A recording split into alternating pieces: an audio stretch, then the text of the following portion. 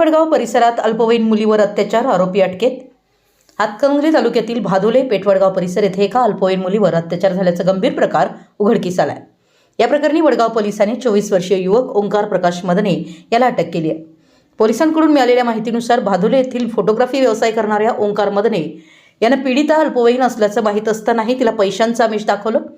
त्यानंतर लाटवडे रोडवरील ऊसाच्या शेतात नेऊन तिच्यावर जबरदस्तीने अत्याचार केल्याचा आरोप आहे। तसेच या घटनेची कुठेही वाच्यता केल्यास जीवे मारण्याची धमकी आरोपीने दिल्याचं तक्रारीत नमूद करण्यात आलं होतं। ही घटना ऑगस्ट ते सप्टेंबर 2025 या कालावधीत घडल्याचं तपासात समोर आलंय। पीडित मुलगी अत्यंत गरीब परिस्थितीत असल्यानं सुरुवातीला या घटनेची तक्रार दाखल होऊ शकली नव्हती। मात्र नंतर तिच्या प्रकृतीस त्रास होऊ लागल्यानं हा प्रकार उघडकीस आला। पीडितेला उपचारासाठी CPR रुग्णालयात दाखल करण्यात आलं असून तिच्या तक्रारीवरून वडगाव पोलिसांनी आरोपी ओंकार मदने याला अटक केली आहे। या प्रकरणाचा पुढील तपास वडगाव पोलीस करत आहेत।